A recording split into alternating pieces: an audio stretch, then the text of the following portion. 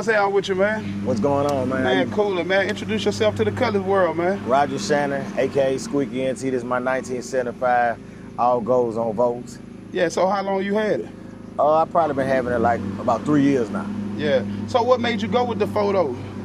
Basically, in 1996, I had one just like it. My grandfather bought it brand new, gave it to my grandmother. Right. My grandmother gave it to my dad. I bought it from my dad and bought him a Buick LeSabre. So I just kind of wanted to have the same thing again when I made my 45th birthday. Yeah, so it's more like a sentimental value thing to rock with. It's definitely sentimental. Man, so this thing clean. So is this the original color? You changed it up or what? I changed it up. It was a little lighter beige, and I wanted to bring a little gold in it. Yeah. So explain more with the wheel. So like with the Dayton, that I know you've been in the game a long time. So is this your first old school? No, this is my probably third. Yeah, so like I know you've been in the game a while, and them Daytons, around Baton Rouge, people been doing their thing.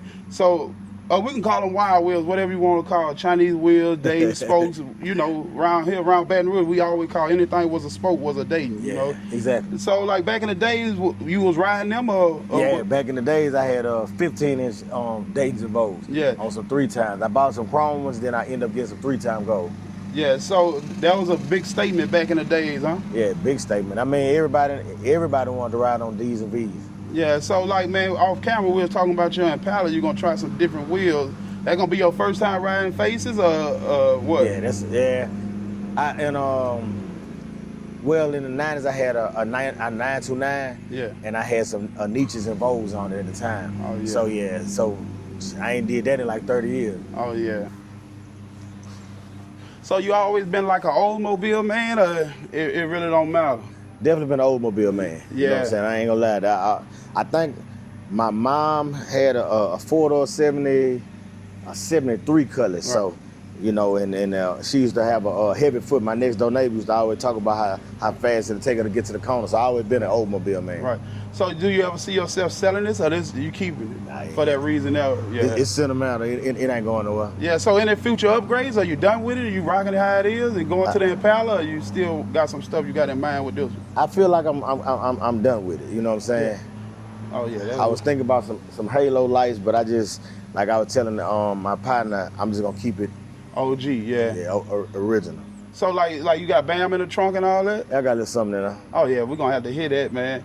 So like, you been a fan of the BAM, or you just got enough just to play, or you like going crazy with the BAM?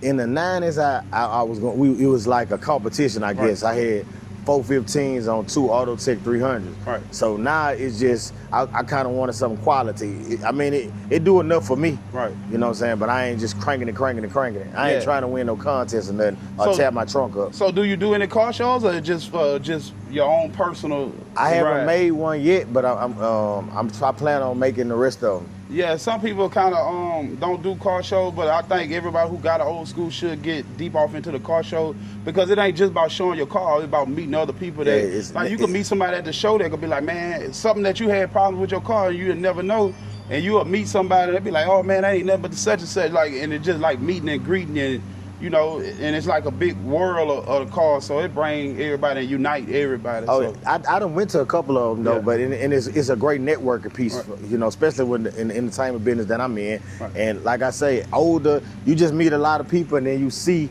okay, that's a nice car. And Baton Rouge got a lot of hidden gems that never Right. see until something come out, a homecoming, a Gus Young parade, a car show, something like that.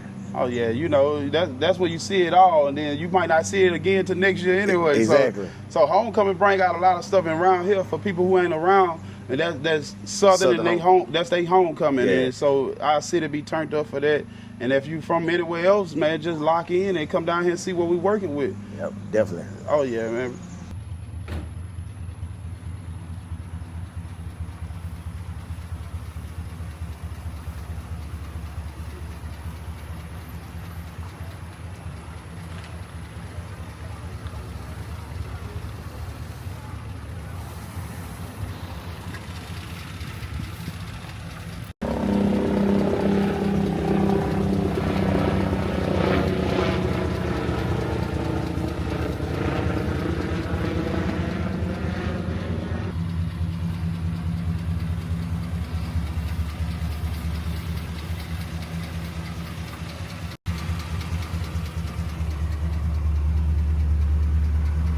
All OG. You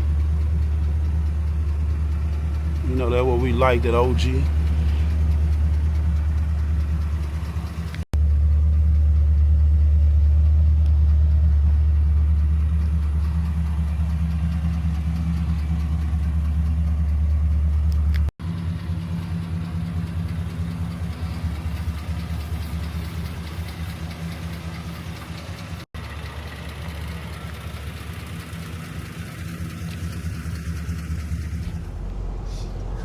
Yeah, man, let the people know on YouTube, man, how they can get in touch with it. Well, first of all, break down what you do and what kind of business you got, like all your platforms to reach you and all that.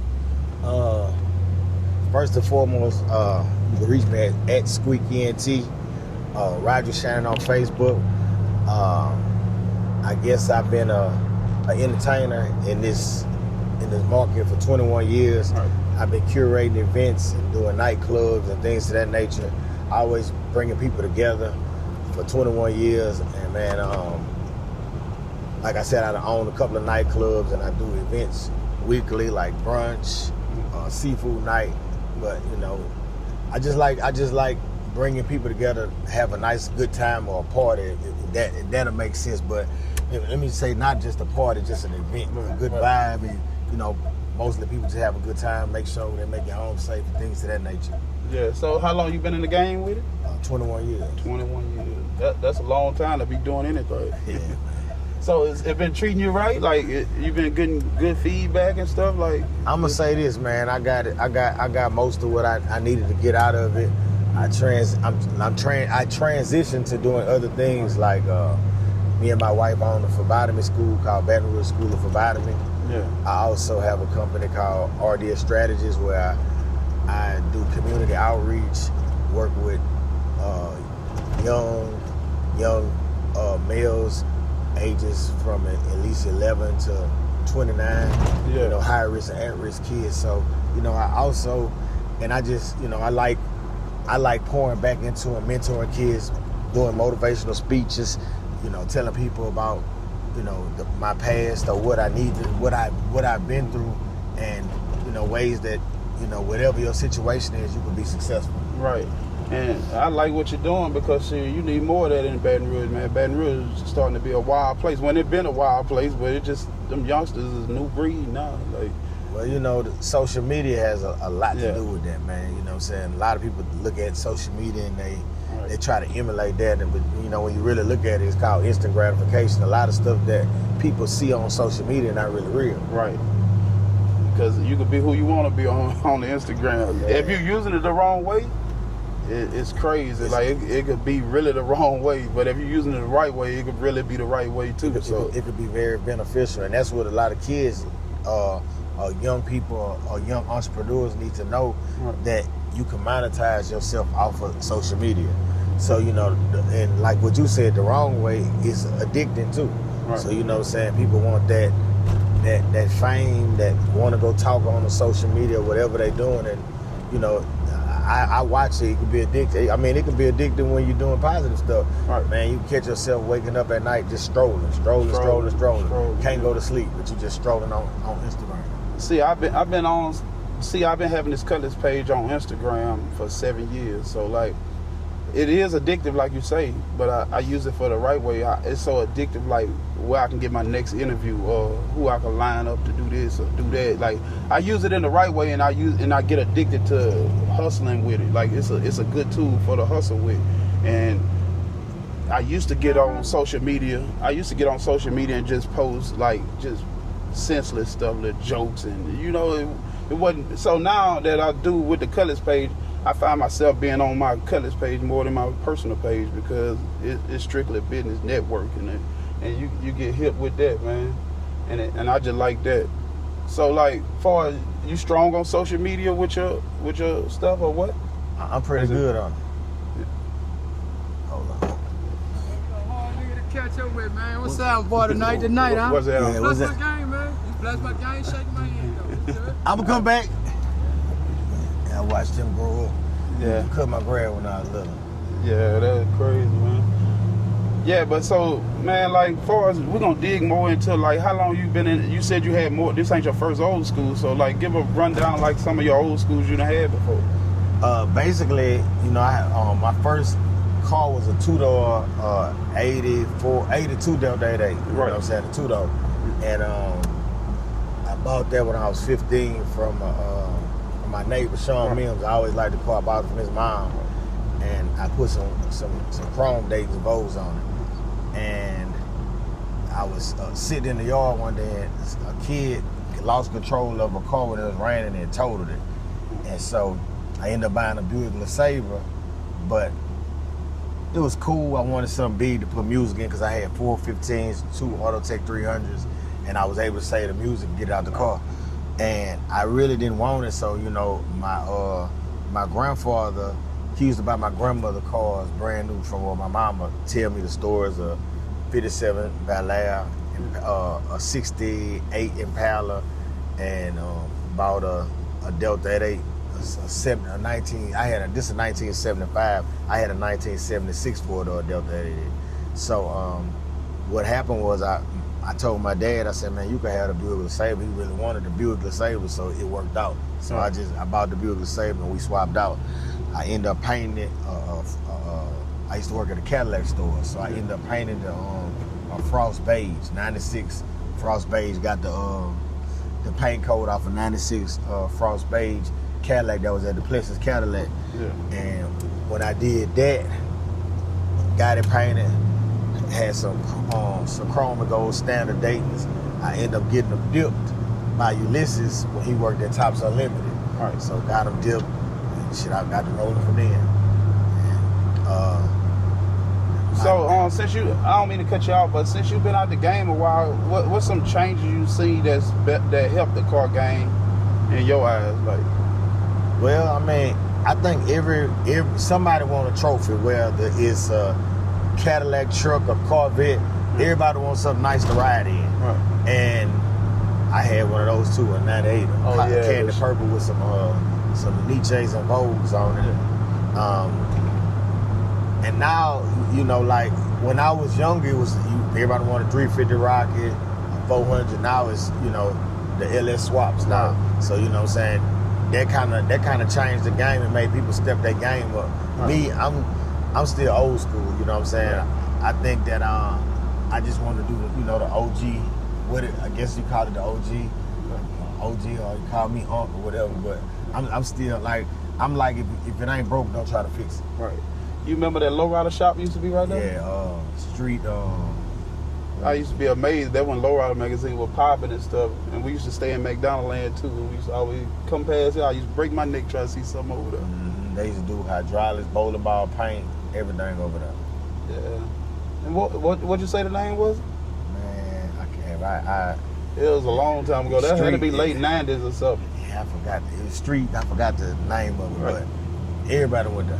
Yeah, say, I heard you say something about you had Nietzsche's. What it was? The rims? What? Break that. Nietzsche's and Vogues, and I had some Bellas and Vogues too. So break that down. I nenever really heard nobody ever say that. I heard people say Trues and Vogues and stuff. The Nietzsche's, what that was? It was like a little small. It was a 16-inch rim on Vogues. And it was like a blade. It looked like a fan when they spit. Oh, and they had different kind. They had like a star-shaped one, and they was more like a brush look. I know that. I never knew the name of it. I knew, and they kind of had the hammers that looked like them and all that. Yeah. So that was the brand name, Nietzsche? Yeah, Nietzsche. Yeah, so that's new to me too. So I like hearing from people who've been in the game a long time, like to hear some of the stories they had. So you from Glen Oaks, right? Yeah. So born and raised? Born and raised. So like growing up in Glen Oaks, who are some of the people that kind of inspired you to get off into it? Crazy thing being, you know, it was a guy named Sid Hargrave. Yeah. Derek Wisham. He had a old school Cadillac. But you know, everybody kind of know KK. Yeah. KK is like the marketer. He the first one to start marketing. And was selling these cars too. and taking it serious. T-Mac, he had some nice Cutlasses too. Who else might have had some? I don't want to leave nobody out. Yeah, man, they understand if you leave my Grip had a nice like Deuce in a Quarter. My partner Jai had a Bonneville. Wiley, Zion City, they always had some nice quality videos. Big Jeff, he used to come through. And as the cars came through here. Yeah, so Big Hank. Oh yeah, Big Hank. Yeah, Big Hank, that's my dog. I know you've seen the interview video what I did with him. You know, right now the young bull doing the snug. You know, he ain't playing fair either. So yeah. Oh, he going crazy with the collection. Huh? Yeah, he ain't playing fair. But you know, if I gotta say, Elmo, he did his thing. If I gotta say it, bro, you know, hands down from this era and what he bring. I gotta say Travis, Clyde Edwards, all the, you know, they had some nice whips too. So, and Stankpot, yeah, he definitely had some nice whips too. So, you know, R.I.P. Stankpot. Man, that's crazy. Like all the names that you mentioned and stuff, I done heard of these names, you know, and so they names been ringing, but I wasn't there to see. So it's just all about, you know, the history of it. So to get people like you on here and man, just shoot out and then like you ain't the only one saying these names. All these names ringing, so they had to be doing something. Yeah, I mean, like I say, Glen Oaks always had some hidden gems. So, right. You know, shout out to everybody that came before me, came after me, and you know, people that still putting it down. So I gotta, like I said, I gotta give everybody their flowers. Yeah, and the ones you miss, if we ever miss some, man, it ain't intentionally, you know. Yeah, I'm getting old. But again, you know, when you give somebody their flowers, I give KK's flowers right now. Right, because see, what he was doing back in the days, people didn't really see the... It wasn't no internet. It wasn't no internet. Nobody really seen all the cars he sold, but the name was ringing in the streets because everybody back in the day knew somebody who had an old school that came from KK, you know what I'm saying? And it was just a word, like, holla at KK. You looking for something, holla at KK. And when I met him, I said, man, I always heard the name, never even knew what you looked like. Yeah, you know, so... He'll go get it for you. Yeah. So like, back in the day, like, how easy was it to come hard? Like, what it consider coming hard? What you had to do? See, like, these days, they talking about 100,000, they talking about off the frame, new boats and stuff. Back in the days, to be considered hard, what you had to do? A good mechanic. a good mechanic, somebody that did good interior, and literally you had to have a good mechanic. You know, those old school mechanics talking to you, cigarette hanging out their mouth, you know what I'm saying? Yeah. Telling you, oh, that's the carburetor, that's the, you know what I'm saying? Yeah. I don't think that exists no more. Nah, you know what I'm saying? That's the carburetor, boy. Hit it one more time.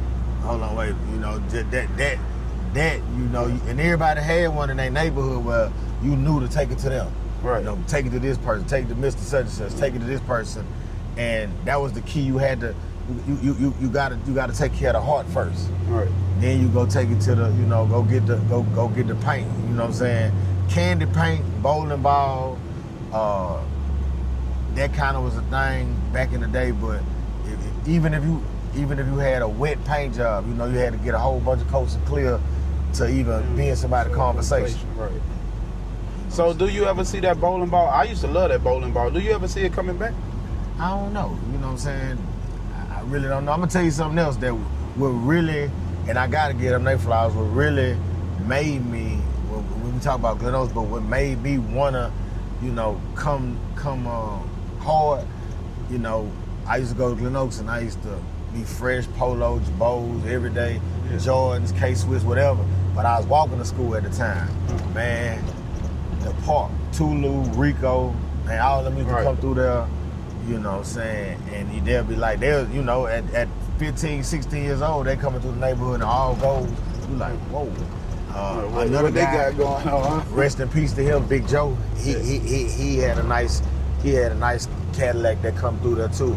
So we definitely had some people that inspired, you know, coming through the neighborhoods, and you know, you never knew they had the cars either. Right. They have it covered up under the carport or whatever. Like I ain't know we had that. Yeah, and pull it out. See, Miss Mark, you know Miss Mark, the babysitter or the daycare? Yeah, she watched me when I was young. Really? Yeah, she used to be right there on 75th in Banks at Miss Rita's daycare. Okay. And she watched my little brother. And she still babysitting doing the daycare thing. I'm thinking about taking my baby over there. Good people. Yeah, she good people. I always stop and holler at her. Yeah, so man, anything you got to close this out? Anything you want to mention or make sure they follow you again? Shout that Instagram out again, cause they make sure they follow. Again, Squeak NT. Follow my guy, Cutlass for us. I feel honored to be on the platform, and you know y'all go support his page, man. He got some good knowledge, and he know his stuff. Yeah. Man, I appreciate you jumping on here because it wouldn't work. This channel wouldn't work if it didn't have guys like you eager to get on it and be proud to show your car. You know what I'm saying? You put your money into this and you give it to me to put on my platform. You know what I'm saying? So it wouldn't work without you. So I just want to appreciate y'all, everybody for tuning in and for you jumping on here. And everybody who tuned in, make sure y'all subscribe, like, share, comment, man. Cutlass for us, and we out.